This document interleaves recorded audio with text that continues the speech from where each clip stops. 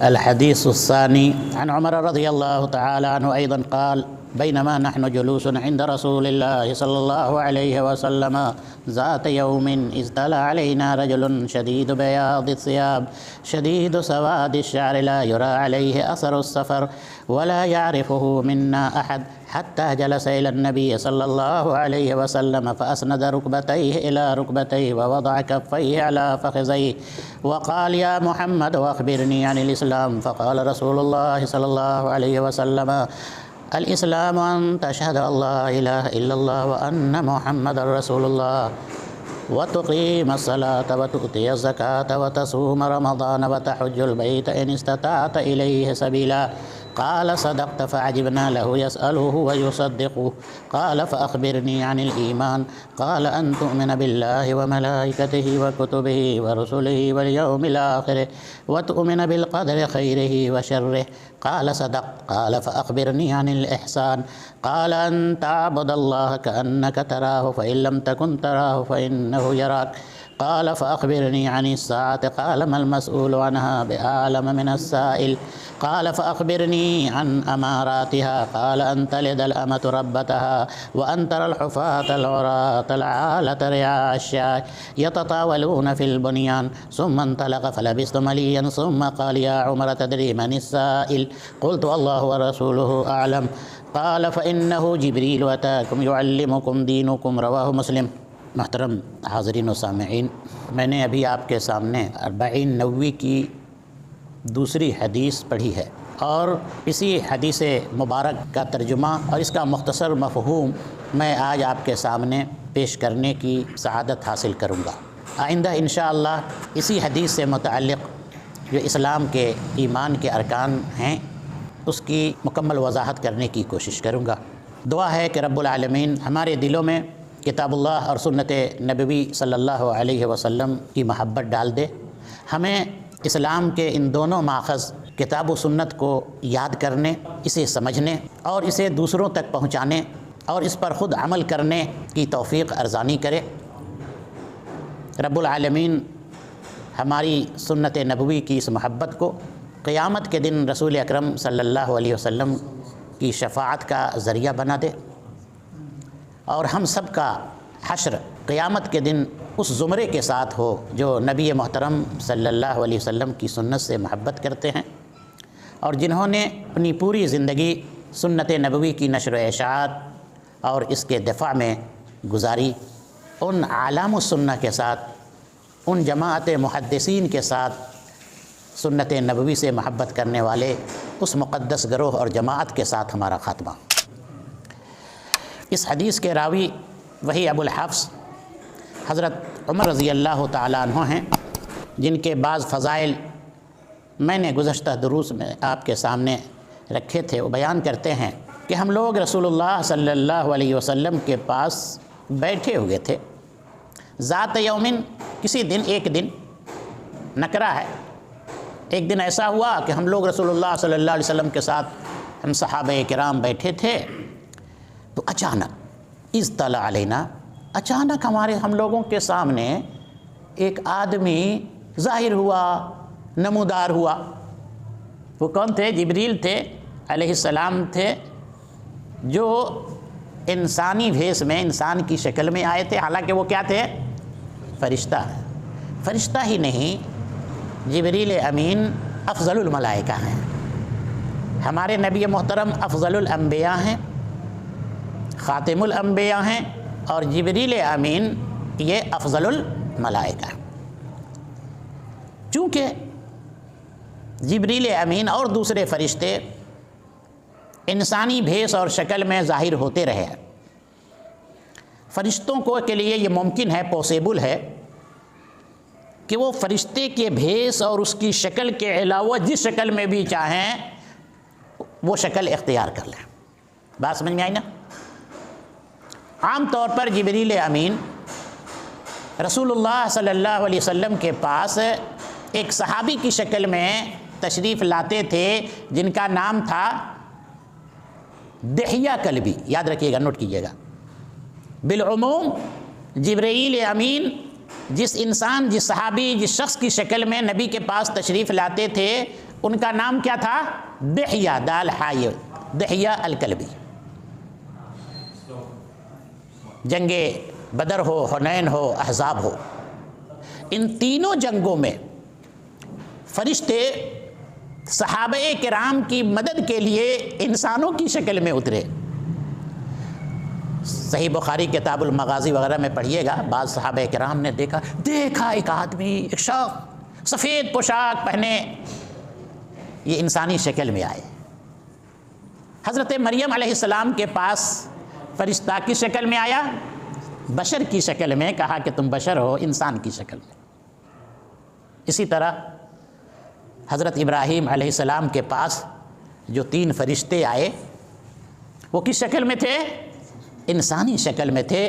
نہیں پہچان سکے ابراہیم علیہ السلام کہ یہ انسان کی شکل ہے، لیکن اصل میں یہ کیا ہیں؟ فرشتے ہیں۔ وہ تو ان کے کھانے پانی کا انتظام کرنے لگے۔ فجاء بعجل سمین، فوراً گھر گئے اور فوراً ایک تلا ہوا، ایک موٹا بھنا ہوا بچڑا لا کر کے رکھ دیا، لیجئے تناول فرمائیے۔ جبریل امین آتے تھے نبی صلی اللہ علیہ وسلم کے پاس، سمجھ رہے ہیں؟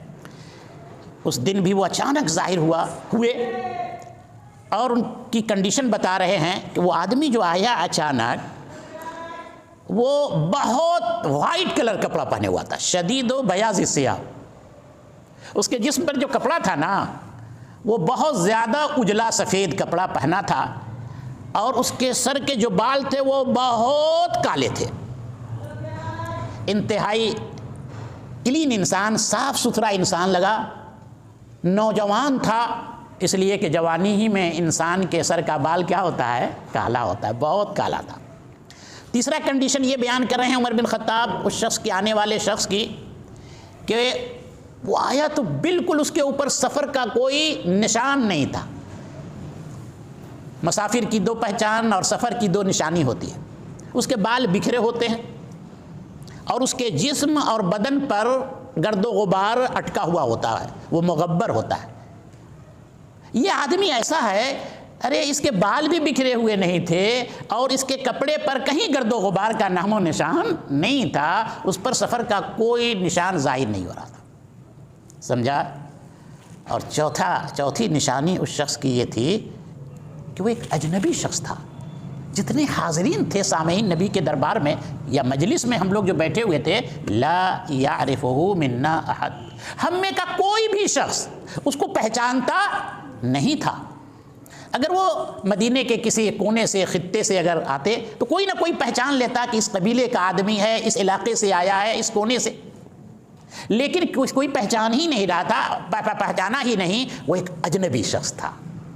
4 کنڈیشن ہو گئی اس آنے والے شخص کی: بدن پر سفید کپڑا، سر میں کالا بال، جسم پر سفر کا کوئی نشان نہیں، اجنبی شخصیت، کوئی کسی سے اس کی نہ اس پہچان نہیں، کوئی اسے پہچان نہیں رہا تھا۔ ٹھیک، حتی جلس الی النبی، سیدھے آ کر کے نبی صلی اللہ علیہ وسلم کے قریب پہنچا۔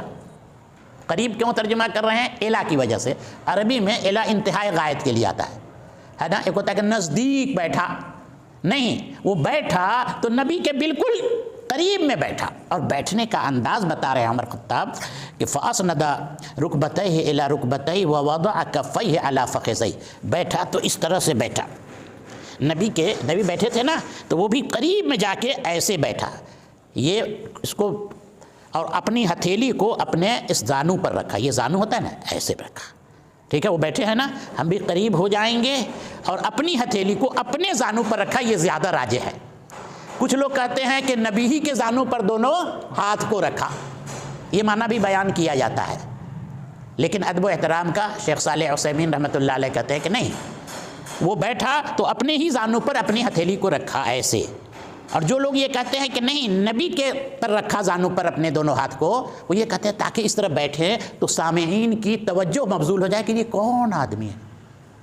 سامعین کی توجہ کو مبذول کرنے کے لیے انہوں نے ایسا کیا۔ بہرحال اس طرح سے بیٹھنا تواضع ہے، ادب و احترام ظاہر ہوتا ہے۔ ایک متعلم کی حیثیت سے جبریل امین، ملائکہ کے سردار، نبیوں کے سردار کے پاس آئے اور ایک طالب علم کی حیثیت سے، ایک متعلم کی حیثیت سے، ایک معلم کے سامنے، ایک استاد کے سامنے مؤدب ہو کر بیٹھ گئے، ٹھیک ہے؟ وقال، سوال کیا، 5 سوالات کیے۔ کتنے سوالات کیے انہوں نے؟ 5 سوالات کیے۔ پہلا سوال یہ کیا کہ یا محمد اخبرنی عن الاسلام، اسلام کے بارے میں بتائیے ہمیں۔ یہ حدیث جو حدیث مشہور ہے حدیث جبریل سے، اس حدیث کا پہلا نام کیا ہے؟ حدیث جبریل، اسے یاد کر لیا کیجیے گا۔ دلارا آدمی ہوتا ہے تو اس کے کئی نام ہوتے ہیں، ہے نا؟ یہ حدیث بہت مشہور ہے، اس لیے اس کو حدیث جبریل بھی کہتے ہیں۔ محدثین اہل علم نے اس کو ام السنہ بھی کہا ہے۔ یہ حدیث ام السنہ، ام الحدیث، کئی نام مشہور ہے۔ محدث اہل علم کے نزدیک اسے ام الحدیث بھی کہتے ہیں، ام السنہ بھی کہتے ہیں، ام الجامع بھی کہتے ہیں، حدیث جبریل بھی کہتے ہیں، ہے نا؟ اہمیت اس حدیث کی اس لیے ہے اور کئی نام اس لیے رکھے گئے کہ اس حدیث میں اسلام کے ارکان اور اس حدیث میں ایمان کے ارکان بیان کیے گئے۔ اس حدیث میں ایک مومن کو کہ عقائد کیا ہونے چاہیے، ایک مومن کن اعمال کا پابند ہوتا ہے وہ بیان کیا گیا ہے، اور اسی کو ارکان اسلام و ایمان کہتے ہیں۔ اسلام کہتے ہیں ظاہری اعمال کو، نماز پڑھنا، روزہ رکھنا، زکوٰۃ دینا، حج کرنا، اور ایمان کہتے ہیں باطنی اعمال کو، عقیدے کو، اللہ پر ایمان لانا، فرشتوں پر ایمان لانا، رسولوں پر، کتابوں پر، آخرت پر، قدر کے خیر و شر پر۔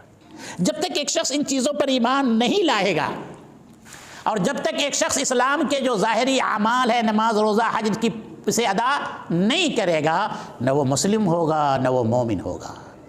ایمان و اسلام کی بنیاد جن ستونوں پر قائم ہے اس کا بیان اس حدیث کے اندر کیا گیا ہے۔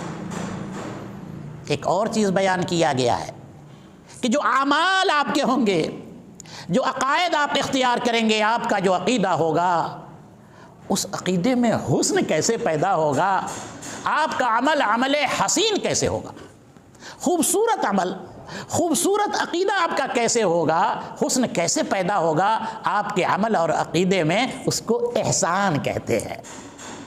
کام کرنا چاہیے آدمی کو تو اچھے انداز سے، حسین انداز میں کام کرنا چاہیے۔ کیا ٹیڑھا بیڑا کیا، گڑبڑ کیا تو اچھا نہیں نہ لگتا ہے۔ کوئی بھی عبادت، کوئی بھی عمل کرو احسن انداز سے کرو، وہ بتایا گیا ہے۔ عقیدہ حسین، عمل حسین کیسے ہوگا وہ اس حدیث میں بیان کیا گیا، اس کو کہا جاتا ہے بابو احسان۔ اور اس حدیث میں ایک اور چیز کا بیان ہے، اسی لیے ام السنہ کہا جاتا ہے۔ ام الحدیث وہ یہ ہے، انسان سنورتا اس وقت ہے، اس کا ایمان میں حسن اس وقت پیدا ہوتا ہے کہ ذرا وہ اپنے اندر آخرت کی فکر پیدا کر لے، ذرا اس کے سامنے دنیا کی حقیقت اور حیثیت ہو، اسے یہ احساس ہو کہ ایک دن قیامت آئے گی اور یہ سارا نظام عالم تہس نہس ہوگا، اور پھر اس دن اللہ تعالیٰ میزان عمل قائم کرے گا، ہمارے اعمال تولے جائیں گے، قیامت کے بعد وہ آخرت کا منظر ہوگا۔ اس حدیث کے اندر اس آخرت کا بھی، اس قیامت کا بھی ذکر ہے۔ اب بتائیے کون سی چیز باقی رہ گئی؟ کچھ باقی رہی؟ اس لیے یہ حدیث جبریل سے مشہور ہے، اور ہمیں چاہیے کہ اس کے الفاظ کو بھی ہم کیا کر لیں، یاد کر لیں، اور پھر درس میں پابندی سے بیٹھ کر اس کو سمجھنے کی بھی کوشش کریں۔ چلیے، پہلا سوال، 5 سوالات کیے تھے جبریل امین رسول اللہ صلی اللہ علیہ وسلم۔ پہلا سوال، اخبرنی عن الاسلام، اسلام کے بارے میں بتائیے، واٹ از اسلام، کیا ہے اسلام؟ نبی صلی اللہ علیہ وسلم نے فرمایا، آج صرف ترجمہ مرور ہے، پھر ہم ایک ایک پوائنٹ کو لیں گے یہاں سے انشاءاللہ آئندہ درس، ان تشہد اللہ الہ الا اللہ و ان محمد رسول اللہ پر مبنی ہوگا. ایک ایک پوائنٹ پر ایک درس. آپ نے فرمایا کہ اسلام یہ ہے کہ آپ شہادت دو، گواہی دو کہ اللہ کے علاوہ کوئی معبود نہیں اور محمد اللہ کے کیا ہیں؟ رسول ہیں. اللہ کی وحدانیت، اللہ کی اخلاص عبادت اور محمد الرسول اللہ کی رسالت کی گواہی دینا، اعلان کرنا. کوئی شخص اسلام کے دائرے میں نہیں آ سکتا ہے جب تک کہ وہ اشہدو نہ کہے، گواہی نہ دے، اعلان نہ کرے. کچھ لوگ بیوقوف بناتے ہیں، دل سے ہم اسلام کو بہت مانتے ہیں، اسلام ہم کو بڑا پسند ہے. جب یہی بات ہے تو آپ اشہدو اللہ الہ الا اللہ میڈیا میں آ کر، دنیا کے سامنے ٹی وی پر آ کر کیوں نہیں پیش کر دیتے؟ بہت سے نیتا لوگوں کو سنیے گا، اسلام کا نظام مساوات ہم کو بہت اچھا لگتا ہے، بہت اچھا دھرم ہے یہ، ہم اس کی بڑی قدر کرتے ہیں. تو جب یہی بات ہے، اسلام کی خوبیوں کے آپ معترف ہیں، تو اسلام میں آ جائیے. اور آنے کے لیے مجلس میں کہنا نہیں ہوگا، بلکہ آپ کو مجمع کے اندر گواہی دینی ہوگی، اشہد اللہ الہ الا اللہ و اشہد ان محمد رسول اللہ. زبان سے کیا کرنا ہوگا؟ ادا کرنا ہوگا. نماز قائم کیجئے آپ، یہ اسلام ہے. زکوٰۃ ادا کریں، رمضان کے روزے رکھیں، اور اگر آپ مستطیع ہیں، طاقت رکھتے ہیں، تو خانہ کعبہ کا حج کریں، بیت اللہ کا حج کریں، حج بیت اللہ کریں اگر آپ طاقت رکھتے ہیں. طاقت کی شرط تو نماز کے اندر بھی ہے، روزے کے اندر بھی ہے نا بھائی. زکوٰۃ بھی ہے، اگر نصاب کو پہنچ جائے تو وہ اس کی طاقت ہوتی ہے. حج کے ساتھ ان استطاع الیہ سبیلا کی شرط قید کیوں لگائی گئی؟ اس لیے کہ اس میں جسمانی طاقت کی بھی ضرورت پڑتی ہے اور مالی طاقت کی بھی ضرورت ہے. آپ کے پاس مالی طاقت نہیں ہے تو آپ نماز پڑھ سکتے ہیں کہ نہیں پڑھ سکتے ہیں؟ روزہ رکھ سکتے ہیں؟ بولیے نا. ٹھیک ہے، زکوٰۃ نہیں ہے، لیکن حج وہ عبادت ہے، یہ مالی عبادت بھی ہے اور بدنی عبادت بھی ہے. حج ایک ایسی عبادت ہے، 10 منٹ کے لیے مسجد میں نماز پڑھنے گئے، آئے تو سارے بال بچہ سامنے.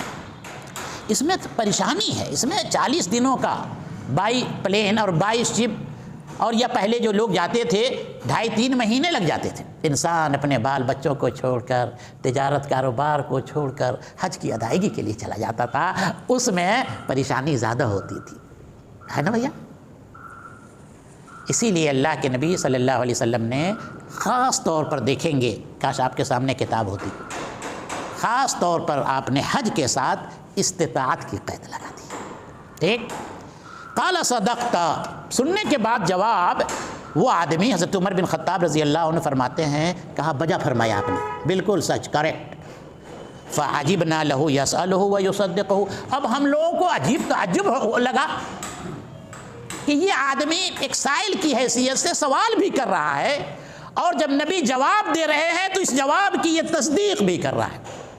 تصدیق وہی کرے گا جسے جواب پہلے سے کیا ہو، معلوم ہوگا.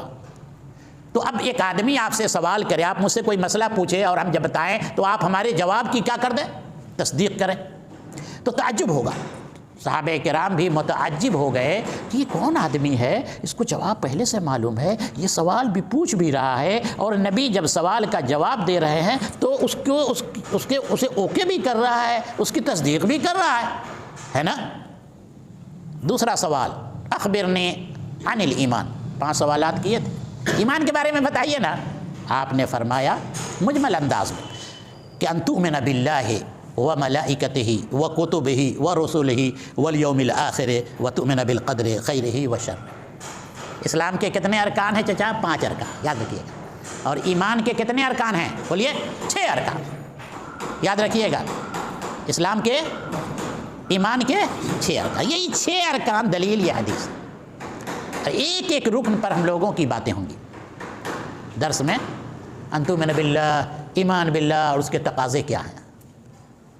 اللہ پر ایمان لے آیا، ہو گیا مسئلہ حل؟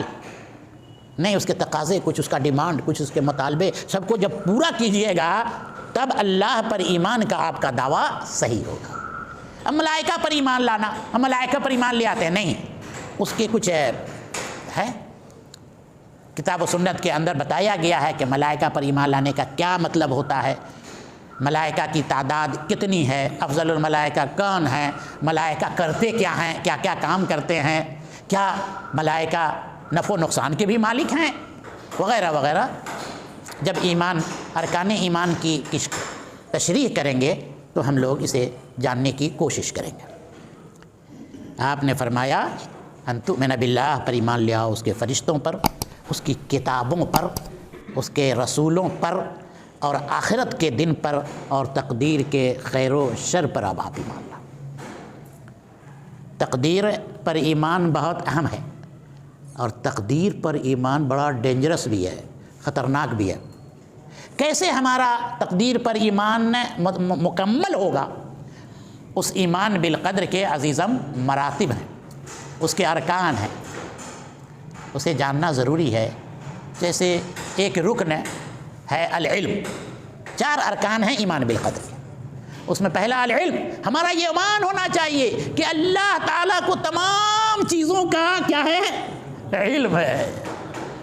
دنیا میں جتنے درخت ہیں، جتنی سوکھی پتیاں ایک سیکنڈ میں پوری دنیا کے درختوں سے جو سوکھے پتے گرتے ہیں، اس کا بھی علم کس کو ہے؟ اللہ تعالیٰ کو ہے. ایسا وسیع علم ہے. اسی طرح سے کتابہ، ریٹن، اس پر ہمارا یہ بھی تقدیر کا ایک رکن ہے کہ ہمارا یہ ایمان ہونا چاہیے کہ اللہ تعالیٰ نے اس کائنات کی تخلیق سے پہلے ساری چیزوں کو کیا کر لیا، لکھ لیا ہے. اللہ کے پاس سب ریٹن موجود ہے، کیا ہوگا کیا نہیں ہوگا، کب کیا ہوگا، ہر چیز کو. وَكُلَّ شَيْءٍ أَحْصَيْنَاهُ فِي كِتَابٍ مُبِينٍ. سمجھا؟ کتابت ہے. اسی طرح سے تقدیر پر ایمان کا ایک رکن المشیہ ہے. اللہ کی مشیت ہی سے ہوگا، جو اللہ چاہے گا ما شاء اللہ کان وما لم یشاء لم یکن. اللہ نہیں چاہے تو کچھ نہیں ہوگا، جو وہی ہوگا جو اللہ چاہے گا. ایک آدمی اپنے ٹکٹ کو کنفرم کر لیتا ہے، ری کنفرم، جانا ہے اسے پلین سے، ٹکٹ بھی ہے، صحت بھی ہے، ٹائم پر پہنچ گئے ایئرپورٹ، نہیں جائے گا اگر اللہ نہیں چاہے گا. تو آج کی فلائٹ کینسل ہو گئی. دیکھا، یہ مشیت ہے. وما تشاؤون الا ان یشاء اللہ. نکلتے نکلتے اسٹیشن کے لیے پیٹ میں درد شروع ہو گیا، بجائے اسٹیشن جانے کے ہم ہاسپٹل جا رہے ہیں. اسی کو مشیت کہتے ہیں. آپ جو چاہیں گے وہ نہیں ہوگا، اللہ جو چاہے گا وہ ہوگا. اسی لیے کوئی بھی کام اگر کہو تو اس کے ساتھ انشاءاللہ ضرور ملا دیجیے گا. سب ٹھیک ہے، لیکن یہ ہوگا کب؟ اگر اللہ چاہے گا تبھی ہو سکتا ہے. ایسا نہیں کرنا کہ نیت یہ ہے. اس زمانے میں جن لوگوں کو آپ نے کچھ پیسے مانگے، آپ نے کچھ فرمائش کی، نیت ہے کہ نہیں دیں گے، نہیں کریں گے اس کا کام، ایسے لوگ بہت زور سے انشاءاللہ بڑی قرت سے کہتے ہیں. یہ بہت غلط بات ہے. نیت صحیح رکھو. ہمیں یہ کام خود کرنا ہے یا اس کا کرانا ہے، اس کا تعاون کرنا ہے، اس کی مدد کرنی ہے، صدق نیت کہو، اب پھر کہو انشاءاللہ. یہ نہیں ہونا چاہیے کہ نیت میں بگاڑ ہے اور فساد ہے کہ اس کا کام ہم نہیں ہونے دیں گے، اس کا تعاون ہم نہیں کریں گے، اور بڑی قرت اور جوش اور زور سے اس کے اطمینان کے لیے کریں انشاءاللہ. یہ جھوٹ ہے، یہ خیانت ہے اللہ رب العالمین کے ساتھ. تیسرا سوال انہوں نے یہ کیا، وہ تیسرا سوال تھا احسان کے بارے میں. میں نے بتایا نا کہ اب حسین کیسے ہوگا. اللہ تعالیٰ نے موت و حیات کا جو سلسلہ قائم کیا، دنیا میں آپ کو کس لیے بھیجا ہے؟ الذی خلق الموت والحیات لیبلوکم ایکم احسن عملا. یہ دیکھنے کے لیے کہ آپ میں وہ کون سا آدمی ہے جس کا عمل سب سے حسین ہے، گولڈن چمک رہا ہے عمل. حسن عمل ہی کے لیے اللہ نے آپ کو دیا ہے نا. تو عبادت نہیں کیجیے، حسن عبادت کی دعا نبی نے مانگی ہے نا. اللہم اعنی، اللہم اعنی علی ذکرک. اے اللہ تو میری مدد کر، ہم تجھے بھولے نہیں، تجھے یاد رکھیں. اللہ اگر توفیق نہ دے، انسان کے بس کی بات نہیں. اللہ کی توفیق ہی سے انسان اللہ کی عبادت کرتا ہے، ورنہ مسجد کے قریب جتنے قریب لوگ ہوتے ہیں عام طور پر وہ بے نمازی ہوتے ہیں. اب جتنے اوریجنل نمازی صحیح نمازی ہوتے ہیں وہ مسجد سے بہت دور سے آتے ہیں، اللہ کی توفیق سے حاصل. اللہم اعنی علی ذکرک و شکرک. اب تیسری دعا ہمارے پیارے نبی صلی اللہ علیہ وسلم نے کیا مانگی؟ وحسن عبادتک. عبادت نہیں، تیری عبادت احسن انداز سے کریں، ہے نا جی. تو عبادت کے اندر بھی حسن ہونا چاہیے، جس کی دعا پیارے نبی صلی اللہ علیہ وسلم نے اللہ سے مانگی. صرف عبادت نہیں بلکہ حسین عبادت، ایسی عبادت جس کے اندر چمک ہو، شائننگ ہو، حسن ہو، جس میں کہیں سے کوئی داغ نہیں ہو، کوئی نقطہ نہیں ہو. یہ عمل کے اندر یا عبادت کے اندر حسن کب پیدا ہوگا؟ اس کی دو شرط ہیں. وہ عبادت اخلص ہو، بالکل وہ خالص ہو، غیر اللہ کے لیے نہیں، انسانوں کو دکھاوے کے لیے نہیں، صرف اللہ کی رضا کے لیے کرے. اس کو اخلص کہتے ہیں، بالکل خالص. آپ کی عبادت بالکل اصلی سونا کب ہوگا؟ جب وہ عبادت سنت کے مطابق ہوگی اور آپ وہ عبادت اللہ کی رضا کے لیے کریں گے. یہ دو شرط ہے عبادت کی. عبادت کی عمل کے لیے قبولیت کے کتنے شرائط ہیں؟ بولیے نا، دو شرائط ہیں. قاضی فضیل بن عیاض کہتے ہیں اسی آیت کی تفسیر میں لیبلوکم ایکم احسن عملا کی، اخلصہ و اصوبہ. اخلص ہو عمل، خالص اللہ کے لیے بندہ کرے، وہ اصوبہ اس کا وہ عمل کتاب و سنت کے مطابق ہو. اگر عمل سنت کے مطابق نہیں ہے تو لاکھ صدق نیت سے کرو گے وہ بدعت ہوگا.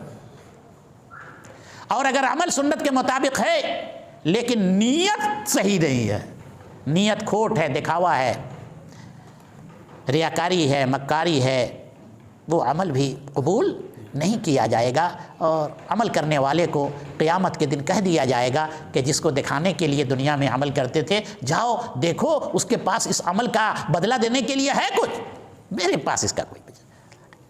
اسی کو کہتے ہیں احسان بابو. احسان خیر کو خرچ کرنا احسان ہے. اللہ کے ساتھ احسان بندہ اس وقت کرے گا جب اپنی عبادت کو کس کے ساتھ خاص کر دے گا؟ اللہ کے لیے کرے گا. اخلاص العبادہ للہ، ھذا هو احسان العبد مع اللہ. اللہ کے ساتھ احسان، والدین کے ساتھ احسان، سب سے احسان مطلوب ہے. اپنی نفس کے ساتھ احسان، بڑی صحت کے ساتھ احسان. ہم جان رہے ہیں کہ سگریٹ پئیں گے تو کینسر ہوگا.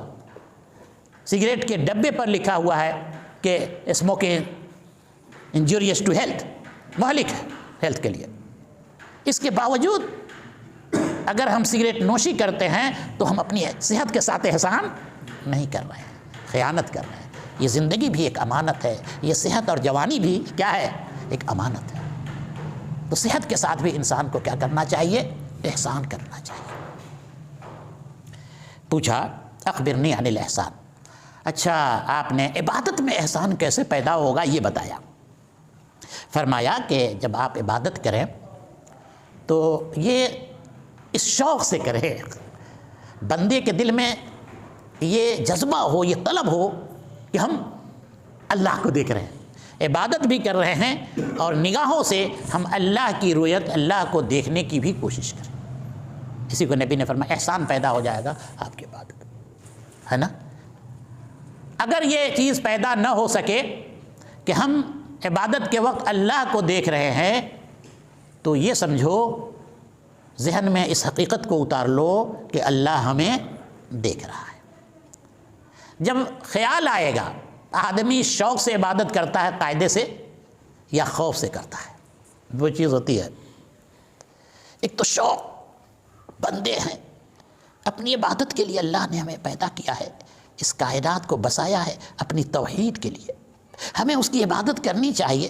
شوق سے کرنا یا پھر خوف سے.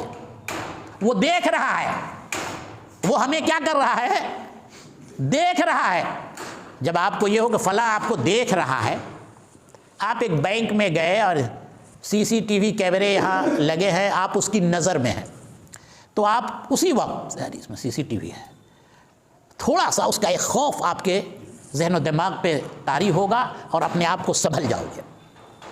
ہم سے کوئی ایسی فزیکلی حرکت نہ ہو جائے جس جو ہم قید کر لیے جائیں پھر پکڑ لیے جائیں۔ تو ایک عابد عبادت گزار جب وہ یہ سوچتا ہے کہ وہ اللہ ہمیں دیکھ رہا ہے تو وہ سہم جاتا ہے، وہ ڈر جاتا ہے، پھر وہ اپنی عبادت کو بڑے حسین انداز میں انجام دینے کی کوشش کرتا ہے۔ وہ دیکھ رہا ہے بھائی صحیح طور پر عبادت کرو سنت کے مطابق، ایسا نہ ہو کہ عبادت بھی کریں اور ہم پکڑ میں بھی آ جائیں۔ اسی کو کہتے ہیں عبادت بالخوف، خوف کے ذریعے کہ اللہ دیکھ رہا ہے۔ پانچواں سوال انہوں نے یہ کیا کہ اچھا یہ بتائیے قیامت کے بارے میں بتائیے، یعنی قیامت کب آئے گی؟ آپ نے یہ فرمایا ہم سے آپ پوچھ رہے ہیں نا، ہم اور آپ اس بارے میں برابر ہیں، نہ آپ کو قیامت کا علم ہے، صحیح علم قیامت کب آئے گی، نہ ہمیں اس کا صحیح علم ہے۔ جس سے آپ سوال کر رہے ہیں وہ آپ سے زیادہ جانکار اس معاملے میں نہیں ہے۔ خود رب العالمین نے سورہ لقمان میں 5 چیزیں جس کا علم اللہ کے علاوہ کسی کو نہیں، اس میں ایک نمبر پر رکھا ان اللہ عنده علم الساعة وينزل الغیث ويعلم ما في الارحام وما تدری نفس ماذا تکسب غدا وما تدری نفس بأي ارض تموت۔ یہ 5، اس لیے ان 5 میں سے کوئی ایک سوال اگر آپ سے کیا جائے کہ مولانا قیامت کب آئے گی تو ہاتھ چھاپ کانگریس کا دکھلا دیجیے۔ یعنی یہ سوال ان 5 چیزوں میں سے ایک ہے جس کا علم اللہ کے علاوہ کسی کو نہیں۔ تو انہوں نے کہا کہ بھائی اس میں تو اس کا علم تو نہ آپ کو ہے نہ ہم کو ہے۔ کہا کہ اچھا آخری سوال انہوں نے یہ کیا، 5واں سوال کہ ٹھیک ہے قیامت کی علامت بتا دیجیے، امارت یعنی علامت بتا دیجیے، قیامت سے پہلے اس کی علامتیں ظاہر ہوں گی، وقوع قیامت سے پہلے، قرب قیامت سے پہلے۔ اور حدیث کے اندر اس کی چھوٹی علامت بھی ہے، اس کی بڑی علامت بھی ہے، آخری جو علامت کبریٰ بھی ہے، علامت صغریٰ بھی ہے، جیسے مغرب سے سورج کا کیا ہو جانا، طلوع ہو جانا، توبے کا دروازہ بند ہو جانا، کبریٰ علامت ہے، یاجوج ماجوج اور نزول عیسیٰ علیہ السلام، یہ سب کبریٰ علامتیں ہیں۔ قسطنطنیہ کی جنگ ہوگی اور چھوٹی چھوٹی بھی علامتیں بیان کی گئی۔ انہوں نے پوچھا جبریل امین نے کہ فخبرنی عن اماراتہا، اللہ کے نبی اس قیامت کی علامتوں کو، سمٹم کو بتائیے کہ قیامت کے دن سے پہلے، آنے سے پہلے کیا کیا ظاہر ہو جائے گا۔ آپ نے 2 سمٹم بتایا اس حدیث کے اندر، آپ نے اس کی 2 علامت بتائی۔ ایک تو یہ کہا کہ لونڈی اپنے حاکموں کو، آقاؤں کو جنے گی، پہلا سمٹم، لونڈی اپنے آقاؤں کو، حاکموں کو جنے گی۔ کیا مطلب؟ 3 مطلب ہے اس کا۔ ایک مطلب تو یہ ہے نبی نے یہ فرمایا اولاد نافرمان ہو جائیں گے۔ قیامت کی ایک علامت یہ ہے کہ اولاد، بیٹے ہوں یا بیٹیاں، یہ کیا ہو جائیں گے؟ والدین کے نافرمان ہو جائیں گے، والد کی بات نہیں مانیں گے، اور والدہ جو ماں ہوگی اسے بھی ستائیں گے، اس سے بھی کام لیں گے، اس طرح کہ یہ والدہ نہیں بلکہ یہ لونڈی ہے اور یہ اس کا کیا ہے؟ آقا اور حاکم ہے۔ یہ بیٹا نہیں، آقا ہے، ماں نہیں، اس کی لونڈی ہے۔ گویا لونڈی اپنے آقا کو کیا کرے گی؟ جنے گی، یہ معنی ہے۔ مفہوم یاد ہوا حدیث کا؟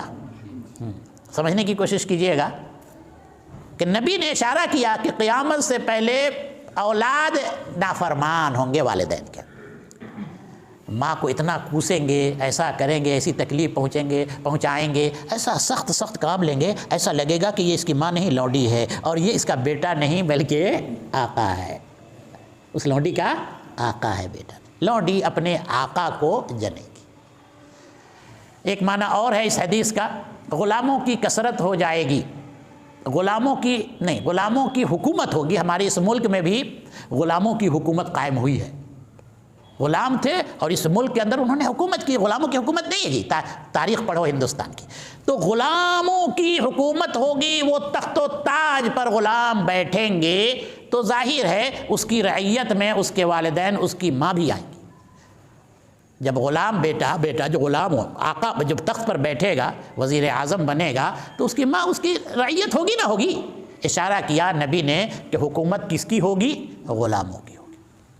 تیسرا مفہوم، لونڈی اپنے آقا کو جنے گی، کثرت غلاموں کی، کثرت لونڈیوں کی، چاہے کثرت جنگ کی وجہ سے ہو، لونڈیاں بہت ایسا ہوگا کہ لونڈی کو یہ بھی پتہ نہیں ہے، ایک بیٹا اس لونڈی کو خریدے گا، لیکن اس کو پتہ نہیں کہ ہم جس لونڈی کو خرید رہے ہیں یہ میری کیا ہے، ماں ہے۔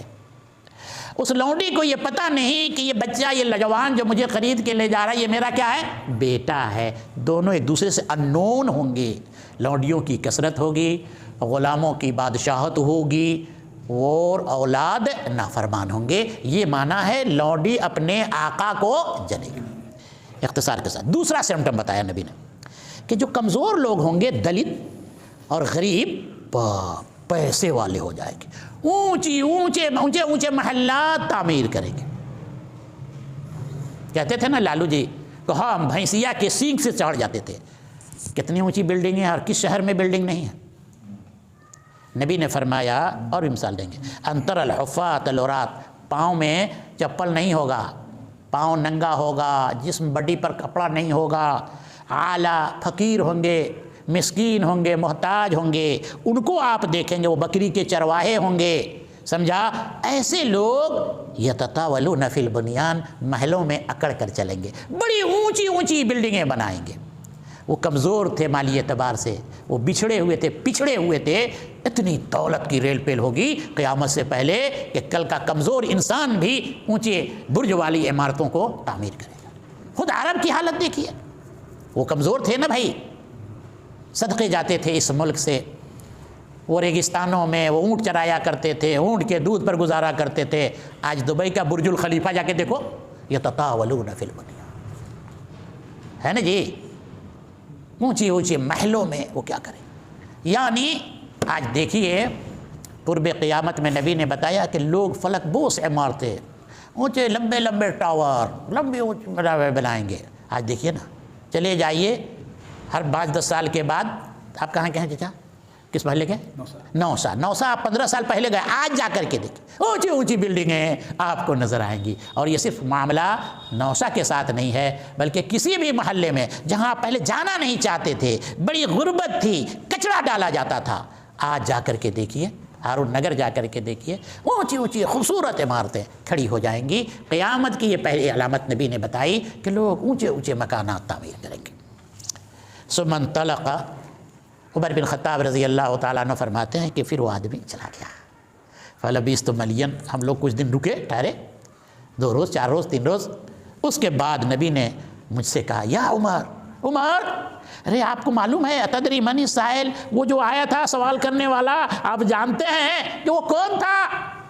میں نے کہا، ہم کو علم نہیں تھا، اللہ و رسولہ اعلم۔ صحابہ دل کے بڑے نیک ہوتے تھے، جو نہیں جانتے تھے کہہ دیتے تھے کہ نہیں جانتے۔ یہاں یہ ہے کہ ہم کیا ہے جو ہم نہیں جانتے۔ ایک شخص مسئلہ پوچھتا ہے، ایک مولوی عالم ہے، وہ جواب دینے کو ہے جب تک کہ ایک دوسرا آدمی جواب دے دے گا، ہاں اس کا یہ جواب۔ اپنی توہین انسان یہ سمجھتا ہے کہ ہم نہ کیسے کہہ دیں کہ یہ ہم کو معلوم نہیں ہے۔ ارے عمر بن خطاب ہائے ہائے کہتے ہیں وہ نہیں جانتے تھے تو انہوں نے کہہ دیا کہ ہم نہیں جانتے، اللہ و رسولہ اعلم، اللہ جانتا ہے، ہمیں پتہ نہیں کہ وہ آدمی کون تھا۔ گیس کر لینا، قیاس کر لینا، رائے کو دخل دے دینا، اپنی چلانا، یہ صحیح انداز نہیں ہے۔ صحابہ کا منہج یہ ہے، جس چیز کی جو تحقیق کے ساتھ جو چیز آپ کو معلوم ہو اسے آپ بیان کریں، اور نہیں تو کہہ دیں اللہ و رسولہ عالم۔ امام مالک فرماتے ہیں جو لا ادری لا عالم نہیں کہے وہ عالم ہی نہیں ہے، جو یہ نہ کہے کہ میں نہیں جانتا وہ عالم ہی نہیں ہے۔ آپ نے فرمایا فإنہ جبریل تھے وہ جو آئے تھے، اور آئے تھے تاکہ اجمالی طور پر آپ کو دین سکھلائیں، یہ دین ہے، اتاکم یعلمکم دینکم، وہ آئے تھے تاکہ آپ لوگوں کو سکھلانے آئے تھے اور دین سکھلانے آئے تھے اجمالی طور پر۔ یہ ہے عزیزان گرامی آج کے درس کا ترجمہ اور اس کا مختصر مفہوم۔ انشاءاللہ آئندہ درس میں پھر اسی حدیث کے دسترخوان پر ہم سب بیٹھیں گے اور پھر ایمان اور اسلام کے ارکان کو تفصیل کے ساتھ جاننے کی کوشش کریں گے۔ اللہ اپنی توفیق کو ہم سب کا رفیق بنا دے۔ وآخر دعوانا